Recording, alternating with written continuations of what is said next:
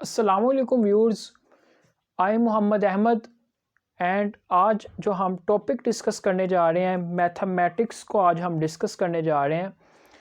Chemistry जो subject है उसमें हमारे पास माइनर कोर्स है मैथमेटिक्स का, तो उसमें जो बायो वाले स्टूडेंट्स हैं उनके लिए ज़रा मुश्किल आती है मैथमेटिक्स को ज़रा समझने के लिए, क्योंकि उन्होंने मैथमेटिक्स पहले डिस्कस किया, उन्होंने नहीं पढ़ा होता इंटर में भी और आगे आके भी उन्होंने बेसिक जो चीज़ें उनको नहीं पता होती। तो आज जो हमारे पास मेन 2 चैप्टर्स हैं, एक डेरिवेटिव एंड सेकंड चैप्टर हमारे पास है इंटीग्रेशन, मींस थर्ड चैप्टर हमारे पास डेरिवेटिव का एंड फोर्थ चैप्टर है इंटीग्रेशन का। तो मैं सबसे पहले स्टार्ट करता हूँ आज डेरिवेटिव केमिस्ट्री स्टूडेंट्स के लिए है। तो सबसे पहले डेरिवेटिव समझने से पहले मैं आपको कुछ उसके बेसिक कंसेप्ट्स बता देता हूँ डेरिवेटिव को सॉल्व करने के, और उसमें जो फार्मूला यूज़ होते हैं, उसमें जो कैलकुलेशंस हैं, जो बेसिक यूज़ होंगी आपके पूरे चैप्टर में, वो सबसे पहले हम डिस्कस कर लेते हैं। तो देन मैं एक्सरसाइज की तरफ जाता हूँ। सबसे पहले तो हम उसके ना बेसिक कंसेप्ट्स देख लेते हैं कि हमारे पास जो हम डिस्कस करेंगे वो सबसे पहले हमारे पास बेसिक कंसेप्ट्स ऑफ डेरिवेटिव।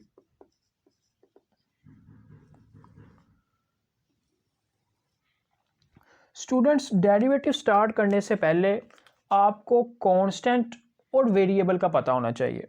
मैं उसकी डेफिनेशन की तरफ तो नहीं जाता, बस बेसिक आपको हिंट दे देता हूँ कि हमारे पास कांस्टेंट क्या होंगे और हमारे पास जो वेरिएबल हैं वो कौन से होंगे। कांस्टेंट एंड वेरिएबल, ये दो चीज़ें हमें सबसे पहले पता होनी चाहिए। स्टूडेंट्स, सबसे पहले जो आपने कांस्टेंट याद रखने हैं ना, जैसे हमारे पास अल्फ़ाबेटिक ऑर्डर है A B C, और इसके अलावा अगर हम कोई काउंटिंग में नंबर ले लेते हैं, जैसे मैं काउंटिंग में नंबर ले रहा हूँ 1 2 3, तो जितने भी हमारे पास काउंटिंग में नंबर्स आते हैं वो सभी के सभी हमारे पास किस में आएंगे, कांस्टेंट में आएंगे। अब जो हमारे पास वेरिएबल हम ज़्यादातर यूज़ करते हैं वो हमारे पास होते हैं X Y एंड Z। ये हम 3 वेरिएबल यूज़ करते हैं। ज़्यादातर X और Y यूज़ होता है, Z बहुत कम यूज़ होता है, लेकिन मैंने फिर भी लिख दिया है। बस आपने ये दो चीज़ें अपने माइंड में रखनी है, कांस्टेंट क्या है एंड हमारे पास वेरिएबल क्या है। इसके बाद हम चलते हैं इसकी बेसिक डेरिवेशन की तरफ। अब हमारे पास दूसरी जो चीज़ मैं आपको बताना चाह रहा हूँ, साइन ऑफ डेरिवेटिव, कि हमारे पास डेरिवेटिव जैसे हमारे पास प्लस है, प्लस का साइन होता है, माइनस का साइन होता है, इसी तरीके से डेरिवेटिव को सॉल्व करने के लिए हमारे पास साइन जो हम यूज़ करते हैं वो होता है हमारे पास d/dx। स्टूडेंट्स, अगर हमारे पास इधर x होगा, नीचे dx होगा, तो हमारे पास जो हम डेरिवेटिव सॉल्व करेंगे वो भी हम x की करेंगे। मीन्स अगर हमारे पास इधर d/dy होगा नीचे वेरिएबल y, तो इधर भी हमारे पास y होना चाहिए। तो हमारे पास ये हम ज़्यादातर साइन यूज़ करते हैं एज अ डेरिवेटिव को सॉल्व करने के लिए। इसके अलावा हमारे पास एक और साइन है जिससे हम f' से जाहिर करते हैं। स्टूडेंट्स, जो डैश है इसका मतलब ही डेरिवेटिव होता है, मतलब कि ये एक आपके पास इक्वेशन है, इक्वेशन नहीं, साइन है f(x), तो अगर मैं कहूँ इसका डेरिवेटिव क्या होगा तो हम लिख देते हैं f'(x). तो इस फॉर्म में भी हम डेरिवेटिव को लिख लेते हैं। एक हमारे पास ये साइन होता है, एक हमारे पास ये साइन है डेरिवेटिव को सॉल्व करने का। अब इसके ना हम बेसिक कुछ चीज़ें डिस्कस कर लेते हैं डेरिवेटिव के। इम्पोर्टेंट जो हमारे पास मेथड्स हैं इसको सॉल्व करने के, या हम इसे बेसिक मेथड्स कह लें। नंबर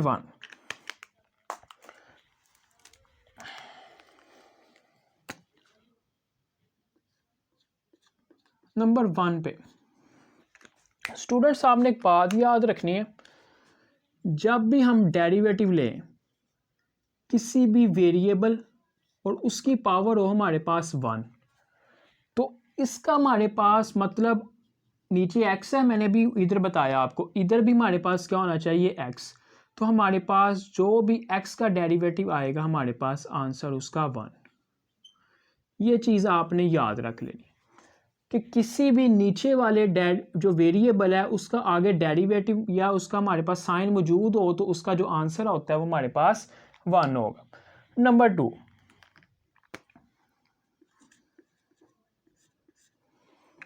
अब हमारे पास एक चीज़ आ जाती है d/dx, हमारे पास आ जाता है x का स्क्वायर। मतलब हमारे पास अब जो पावर आ गई है वो हमारे पास आ गई है 2। आगे तो पावर 1 है तो हम सिंपल लिख देते हैं, उसका आंसर क्या है 1।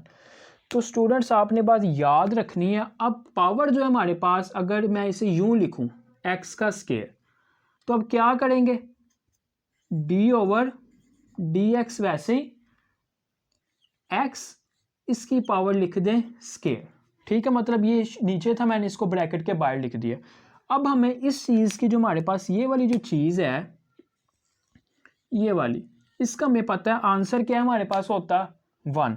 तो इसकी जगह मैं 1 पुट कर रहा हूँ इसको, मतलब x का हमारे पास डेरिवेटिव 1, तो ऊपर हमारे पास स्क्वायर, तो 1 का स्क्वायर भी हमारे पास आ जाएगा 1।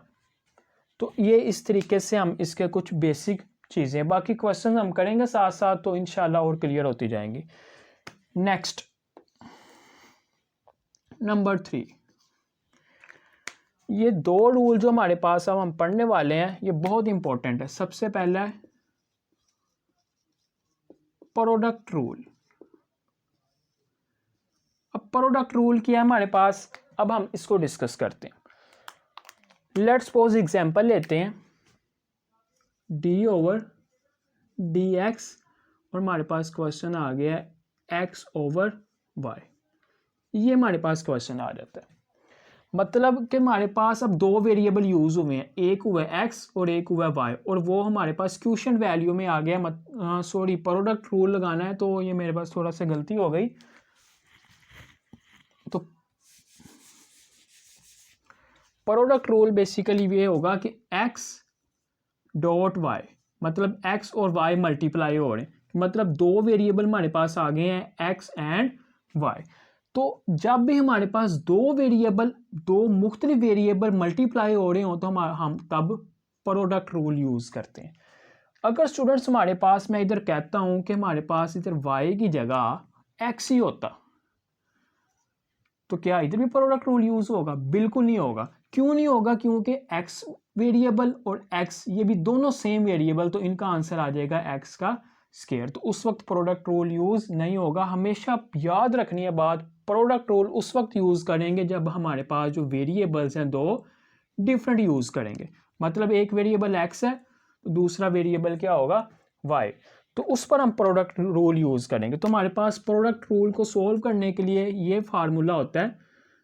पहला जो हमारे पास है उसको हम एज इट इज़ वैसे लिख देते हैं पहले वेरिएबल को, तो दूसरे का हम डेरिवेटिव लेते हैं d/dx y, और सेंटर में साइन प्लस का, फिर दूसरा वेरिएबल हम वैसे लिख देते हैं और पहले जो है हमारे पास उसका हम डेरिवेटिव ले लेते हैं इस तरीके से।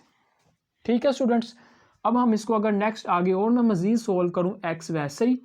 अब देखें, जो मैंने आपको इधर पहले बात बताई कि अगर हमारे पास इधर वेरिएबल x होगा तो इधर भी हमारे पास वेरिएबल क्या होना चाहिए x, तो उसका आंसर हम लिखते थे 1।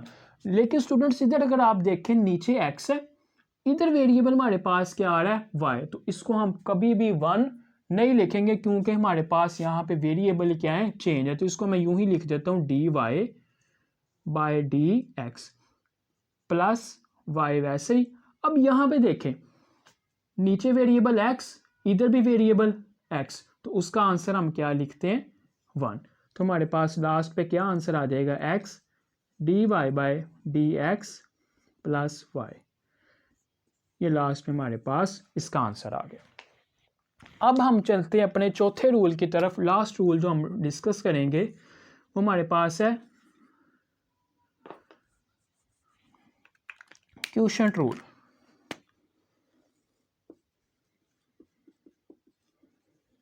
Quotient rule, quotient mean divide में जो हमारे पास 2 वेरिएबल्स हों उसको हम क्वोशिएंट रूल को कहेंगे। जैसा कि मैं एग्जांपल लेते हैं हम d/dx dx और हमारे पास क्वेश्चन है x ओवर y। अब देखें इधर हमारे पास दो डिफरेंट वेरिएबल्स मल्टीप्लाई हो रहे थे, लेकिन इधर हमारे पास दो मुख्तलिफ वेरिएबल्स डिवाइड हो रहे हैं, तो उस पर हम रूल अप्लाई करेंगे क्वोशिएंट रूल। अब क्वोशिएंट रूल क्या होता है, इसको सोल्व करने का क्या मेथड है? सबसे पहले जो नीचे वाली वैल्यू है उसका हम स्क्वायर ले लेते हैं, मतलब नीचे हमारे पास y है उसका आ जाएगा स्क्वायर। नीचे वाली वैल्यू को ऊपर हम वैसे ही लिख देते हैं, तो नीचे वाली वैल्यू ऊपर वैसे ही लिख दी, तो ऊपर वाली वैल्यू का हम लेते हैं derivative d over D x, और सेंटर में साइन इधर माइनस लगाते हैं, और बाद में ऊपर वाली वैल्यू वैसे ही, नीचे वाली वैल्यू का डेरिवेटिव। दोबारा बता रहा हूं, नीचे वाली वैल्यू का स्क्वायर, नीचे वाली वैल्यू ऊपर वैसे लिख देनी, ऊपर वाली वैल्यू का डेरिवेटिव माइनस ऊपर वाली वैल्यू वैसे ही, नीचे वाली वैल्यू का डेरिवेटिव। तो ये हमारे पास क्वोशिएंट रूल का फार्मूला है। अब इसको मजीद सोल्व करते हैं आगे। y वैसे ही मैंने अभी बताया आपको, इसका आंसर हमारे पास क्या आ जाएगा 1, x के लिहाज से x का डेरिवेटिव क्या होगा 1 माइनस x वैसे ही, और ये देखें दोबारा वेरिएबल इधर डिफरेंट आएंगे, इसका आंसर 1 नहीं आएगा, तो इसको मैं यूं ही लिख रहा हूँ dy बाय dx, और y का स्क्वायर नीचे वैसे का वैसे। तो लास्ट में हमारे पास ये आंसर आ गया। स्टूडेंट्स, ये कुछ चीज़ें बेसिक थी, डेरिवेटिव को समझने से पहले इन चीज़ों का आपको पता होना चाहिए।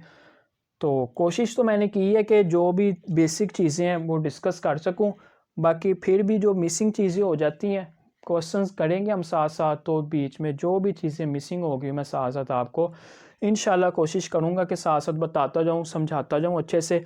बाकी अगर आप इसको सबसे पहले अच्छे से नोट कर लेते हैं, समझ लेते हैं, फिर आपको आगे नेक्स्ट मज़ीद क्वेश्चन सोल्व करने के लिए ईजी होगा। तो इंशाल्लाह अब हम नेक्स्ट लेक्चर में डिस्कस करेंगे। तब तक अल्लाह हाफिज़।